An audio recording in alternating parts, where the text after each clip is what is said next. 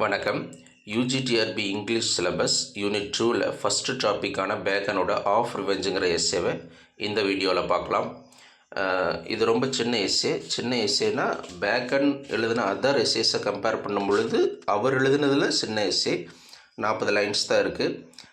Revenge அப்படிங்கிறது நமக்கு தெரியும், பழி வாங்கிறது. அது சரியானது இல்லை அப்படிங்கிற விஷயத்தை தான் இந்த எஸ்ஸேயில் அவர் சொல்ல வர்றாரு. இதில் ஒரு 4 பாயிண்ட்ஸ் முக்கியமாக சொல்கிறாரு. இந்த 4 பாயிண்ட்ஸை தெரிஞ்சுக்கிட்டாவே இந்த எஸ்ஸேவுடைய கோர் ஐடியாவை புரிஞ்சுக்கலாம். அது போக ஒரு 6 கேரக்டர்ஸ் ஹிஸ்ட்ரி அண்டு பைபிளிக்கல்ல இருந்து பேசுகிறாரு. அதை 6ஐயும் தெரிஞ்சுக்கிட்டா இந்த எஸ்ஸே ஈஸியாக முடிஞ்சிடும். ஃபஸ்ட்டு பாயிண்ட், ரிவெஞ்ச் அப்படிங்கிறது ஒரு டிஸ்கரேஜ்டு அண்ட் எகெயின்ஸ்ட் லா, அதாவது அது ஒரு ஆதரிக்க முடியாத சட்டத்துக்கு எதிரான ஒரு விஷயம் அப்படிங்கிறாரு.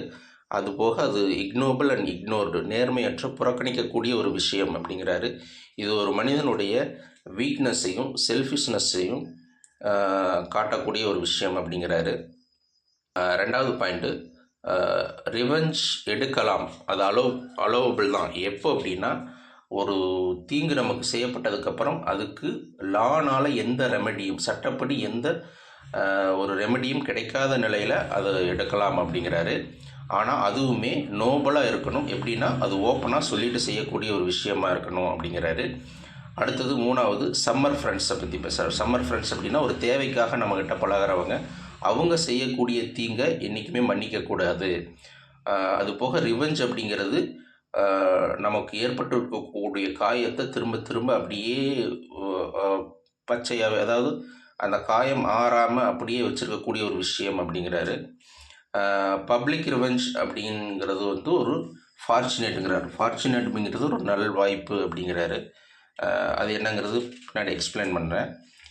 இதில் 2 biblical characters and 4 historical figures use பண்ணுறாரு. பிப்ளிக்கல் ஃபிகர்ஸ் அப்படிங்கிறது சாலமன், ஜாப், இந்த 2 பேரும். ஹிஸ்டாரிக்கல் ஃபிகர்ஸுங்கிறது Cosmas, duke of Florence, Caesar, நமக்கு தெரியும் Julius Caesar, Roman Republic leader. அடுத்தது Pertinax, Roman emperor. Fourth one Henry the third of France. இந்த 4 பேர், இந்த 6 கேரக்டர்ஸை பற்றின விஷயங்களை இந்த எஸ்ஸேல சொல்லியிருக்காரு. அந்த 4 பாயிண்ட்ஸு, இந்த 6 கேரக்டர்ஸ், இதுதான் மெயின் ஐடியாவாக இதில் இருக்கும். இதில் எக்ஸ்ப்ளனேஷன் பார்த்துக்கிட்டோன்னா, ரிவெஞ்ச் அப்படிங்கிறது ஒரு வைல்ட் ஜஸ்டிஸ் அப்படிங்கிறார். அதாவது ஒரு காட்டுமிராண்டித்தனமான ஒரு விஷயம் அப்படிங்கிறாரு. இது சட்டத்திற்கு எதிரானது. இதை வீட் இட் அவுட் அப்படின்னா இந்த கலையை நம்ம மனசுலேருந்து எடுத்து வெளியில் தூக்கி எறிஞ்சிடணும் அப்படிங்கிறாரு. அதாவது the man who first blow has violated the law. First ஒருத்தன் நமக்கு தீங்கு செய்கிறான்னா அவனே சட்டத்தை மீறி தான் அதை செய்கிறான். அதுவே சட்டப்படி குற்றம். திரும்பவும் நம்ம அவனுக்கு ரிவெஞ்ச் எடுக்கிறோம் அப்படின்னு போனோம் அப்படின்னா அது திரும்பவும் சட்டத்துக்கு எதிரான ஒரு விஷயமாக தான் இருக்கும் அப்படிங்கிறாரு. செய்கிறதே ஒரு குற்றம், திரும்பவும் நம்ம செய்யக்கூடியது அதை விட மிகப்பெரிய குற்றம் அப்படிங்கிறாரு. அந்த ரிவெஞ்ச் மோட்டிவை நம்ம பாஸ் பண்ணி வெளியில் வரணும். அப்படி பாஸ் பண்ணி வெளியில் வரக்கூடிய விஷயத்தை என்னங்கிறாருன்னா பிரின்ஸ் பார்ட், அதாவது ஒரு மன்னிக்கிறது அப்படிங்கிறது ஒரு அரசனுடைய குணம். ஒரு அரசனுக்கு நிகராக நீங்கள் போற்றப்படுவீங்க அப்படின்னு அவர் சொல்கிறாரு. இதில் சாலமன், பேகன் அடிக்கடி யூஸ் பண்ணக்கூடிய ஒரு ஆள் யாருன்னா பிப்ளிக்கல் கேரக்டர் சாலமன். இவர் வைஸ் கிங்கு, ப்ளஸ் பைபிளில் நிறைய ப்ராவர்ப்ஸ் எல்லாம் இருக்கணும் இல்லையா, அதெல்லாம் எழுதுனது இவர் தான். இவர் என்ன சொல்கிறார் அப்படின்னா, it is the glory of a man to pass by an offense அப்படிங்கிறாரு. இந்த கோட்ஸ் தான் நம்ம நல்லா பார்க்க வேண்டியது. யார் சொன்னாங்க, என்ன சொல்லியிருக்காங்க அப்படிங்கிறது. அதாவது ஒரு மனிதன் நமக்கு தீங்கிலிருந்து நம்ம பாஸ் பண்ணி அந்த ரிவெஞ்ச் மோட்டிவை கடந்து வர்றது அப்படிங்கிறது ஒரு மிகப்பெரிய விஷயம் அப்படின்னு சொல்கிறாரு. பாஸ்ட் அப்படிங்கிறது முடிஞ்சிருச்சு. ஒரு தீங்கு நமக்கு செஞ்சுட்டாங்க அப்படின்னா அது முடிஞ்சிருச்சு. அது நம்மளால் அதிலிருந்து அந்த பாஸ்ட்டை நம்ம திரும்பவும் வர வைக்க முடியாது. முடிஞ்சது தான். அது இர்ரெக்கவபிள் அப்படிங்கிறாரு. வைஸ்மேன், அறிவார்ந்த மக்கள் என்ன பண்ணுவாங்க அப்படின்னா அந்த விஷயத்திலேருந்து வெளியில் அதை மறந்துட்டு ப்ரெசண்ட்டுக்கு வந்துடுவாங்க. ப்ரெசன்ட் மேட்டர்ஸில் தங்களை என்கேஜ் பண்ணி வச்சுக்குவாங்க. அன்வைஸ்மேன், அந்த அறிவில்லாத மக்கள் தான் என்ன பண்ணுவாங்க அப்படின்னா திரும்ப திரும்ப அதையே நினச்சிக்கிட்டு இப்போறா இவன் நம்ம இப்படி பண்ணிட்டான், இவனை நம்ம பழி வாங்கி ஆகணும் அப்படின்னு அந்த பாஸ்ட் மேட்டர்ஸே நினச்சி பார்த்துக்கிட்டே இருப்பாங்க அப்படின்னுறாரு. இந்த தீங்கு செய்கிறது அப்படிங்கிறது ஒரு 3 ரீசன்ஸ்க்காக செய்கிறாங்க அப்படின்னு பேகன் சொல்கிறாரு. ஒன்று பர்ச்சேஸ் ஹிம்செல்ஃப் ப்ராஃபிட், அதில் அவனுக்கு ஏதாவது லாபம் இருந்தால் அவன் பண்ணுவான். இன்னொன்று சந்தோஷத்துக்காக, ஒருத்தனை துன்புறுத்துறது மூலயமா அவனுக்கு சந்தோஷம் கிடச்சதுன்னா பண்ணுவான்.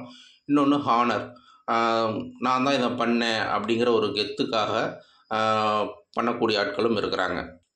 ஸோ சாலமன் என்ன சொல்கிறார் அப்படின்னா, இந்த மனிதர்கள் மேலே நான் கோவப்பட வேண்டியதில்லை. அதாவது என்னை விட அவங்களுடைய சந்தோஷம், அவங்களுடைய லாபத்தை தான் பெருசாக நினைக்கக்கூடிய மக்களை பற்றி நான் அவங்க மேலே நான் கோவப்பட வேண்டிய அவசியம் இல்லை அப்படிங்கிறாரு.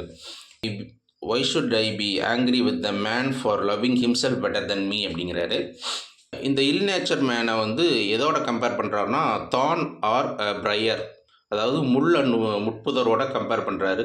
அந்த முள்ளும் முட்புதரும் என்ன பண்ணுன்னா குத்தும் கிளிக்கும், அது மட்டும்தான் அதுக்கு வரக்கூடிய ஒரு விஷயம். அது மாதிரி தான் இந்த ரிவெஞ்ச் மோட்டிவோடு இருக்கக்கூடிய கன்னிங்கான இந்த பீப்புளும், அவங்களுக்கு அது மட்டும்தான் தெரியும் அப்படிங்கிறாரு. அடுத்தது ரிவெஞ்சை எல்லாத்தையுமே தப்பு அப்படின்னு இவ்வளோ நேரம் சொல்லிவிட்டு இப்போது அலோவபிள் தான். எப்போ அப்படின்னு சொல்கிறாருன்னா, அந்த ரிவெஞ்ச் எடுக்கலாம். ஒருத்தர் நமக்கு தீங்கு செஞ்சதுக்கப்புறம் அது சட்டப்படி அவனுக்கு தண்டனை கிடைக்காத போது, அதுக்கு நமக்கு ஒரு ரெமெடி கிடைக்காத போது அதை நம்ம செய்யலாம் அப்படிங்கிறாரு. ஆனால் அப்படி செய்யும் பொழுது நாம் போய் திரும்பவும் சட்டத்துடைய பிடியில் மாட்டிக்கக்கூடாது. அவன் செஞ்சது குற்றம், திரும்பவும் நம்மளும் அவனுக்கு ரிவெஞ்ச் எடுக்கிற பொழுது நம்ம போய் அந்த குற்றத்தில் மாட்டிக்க கூடாது. அதனால் முடிஞ்ச அளவுக்கு அவங்க மன்னிச்சிடணும் அப்படிங்கிறது தான் அவருடைய தாட்டாக இருக்குது. அப்படி மன்னிக்கும் பொழுது ஒரு வேளை அவங்க அதை நினச்சி வருந்தலாம், இவ்வளவு தீங்கு அவனுக்கு செஞ்சுமே அவன் நம்ம இதை மன்னிச்சிட்டானே அப்படின்னா அவங்க வருந்துறதுக்கு வாய்ப்பு இருக்குது அப்படிங்கிறாரு. ரிவெஞ்சுக்கு 2 விதமான சைட் ஆஃப் ஹார்ம்ஸ் இருக்குது. என்னென்னா, ஒன்று நம்ம நமக்கு தீங்கு செஞ்சான்னு அவன் மேலே நம்ம பழி வாங்குறோம்னா திரும்ப அவன் நமக்கு எனிமையாக தான் இருப்பான் ஒன்று. இன்னொன்று, சட்டமும் நம்மளை தண்டிக்கும். இந்த 2 சைட்லேயும் நம்ம ரிவெஞ்ச் எடுக்கிறது மூலிமா பாதிக்கப்படுவோம் அப்படிங்கிறாரு. ரிவெஞ்ச் அப்படிங்கிறது ஒரு ஜெனரஸ். எப்போ அப்படின்னா, நம்ம ஓப்பனாக நீ எனக்கு இந்த தீங்கு செஞ்சுட்டா நான் உன்னை பழி வாங்க போகிறேன் அப்படின்னு சொல்லிட்டு செய்யணும் அப்படிங்கிறார். வைக்கிங்ஸ் அப்படிங்கிற ஒரு இனம் இருக்குது. அவங்க என்ன பண்ணுவாங்க அப்படின்னா, கொலை செய்கிறது ரொம்ப கொடூரமாக செய்வாங்க. செய்யும் பொழுது அவங்களுக்கு பெருமை வரணுங்கிறதுக்காக வெட்டிட்டு அந்த ஆயுதத்தை அப்படியே அந்த காயத்தோடையே விட்டுட்டு போயிடுவாங்களாம். அதை நான் தான் செஞ்சேன், அது எந்த அளவுக்கு ஆழமாக போயிருக்குதோ அப்படிங்கிற அளவுக்கு எனக்கு பெருமை அப்படிங்கிறத காட்டணுங்கிறதுக்காகவே விட்டுட்டு போயிடுவாங்களாம். அது தவறானது தான். இருந்தாலும் அவங்க அதை ஓப்பனாக செஞ்சுட்டு போயிடுறாங்க இல்லையா? அது மாதிரி நம்ம பழி வாங்கிறதும் கூட ஓப்பனாக சொல்லிட்டு செய்யக்கூடியதாக இருக்கணும் அப்படின்னு அவர் சொல்கிறாரு. இந்த பழி வாங்கிறது அப்படிங்கிறது எப்படி இருக்கக்கூடாது அப்படின்னா, இருட்டில் ஒருத்தன் மேலே அம்புட்டா எப்படி இருக்கும் அப்படிங்கிற மாதிரி இருக்கக்கூடாது, சரியா? ஓப்பன் சேலஞ்சாக இருக்கணும் அப்படிங்கிறாரு. இது இந்த மாதிரியான தெரியாமல் அவனை நம்ம பழி வாங்குறோன்னே தெரியாமல் யார் செய்வாங்க அப்படின்னா, கவர்ட்லி ஃபெலோஸ், அதாவது கோழைத்தனமான மக்கள் தான் அந்த விஷயத்தை செய்வாங்க அப்படிங்கிறார் அவர். கேரக்டர் காஸ்மஸ் அப்படிங்கிறவர், டியூக் ஆஃப் ஃப்ளாரன்ஸு. இவர் என்ன சொல்கிறார் அப்படின்னா, you shall read say that we are commanded to forgive our enemies. நம்ம எனிமீஸை மன்னிக்கணும், அவங்க தீங்கு செஞ்சாங்கன்னா மன்னிக்கணும். But you never read that we are commanded to forgive our friends. ஃப்ரெண்ட்ஸை நம்ம மன்னிக்கவே கூடாது அப்படிங்கிறாரு. ஃப்ரெண்ட்ஸ் அப்படின்னா யாருன்னா, நம்மளுடைய ட்ரூ ஃப்ரெண்ட்ஸ் நமக்கு எந்த தீங்கும் செய்ய மாட்டாங்க. சம்மர் ஃப்ரெண்ட்ஸ் அப்படிங்கிற ஒரு வார்த்தை யூஸ் பண்ணுறாங்க. சம்மர் ஃப்ரெண்ட்ஸ் அப்படின்னா அவங்களுடைய தேவைக்காக நம்மளோட இருப்பாங்க, அவங்க மட்டும்தான் நமக்கு தீங்கு செய்வாங்க, அவங்கள நம்ம மன்னிக்கவே கூடாது அப்படிங்கிறாங்க. அடுத்தது பிப்ளிக்கல் கேரக்டரான ஜாப், உங்களுக்கு தெரியும், புக் ஆஃப் ஜாப் படிச்சிருப்பீங்க. அவர் என்ன சொல்கிறார் அப்படின்னா, take good at God's hand and not to be content to take evil also அப்படிங்கிறார்.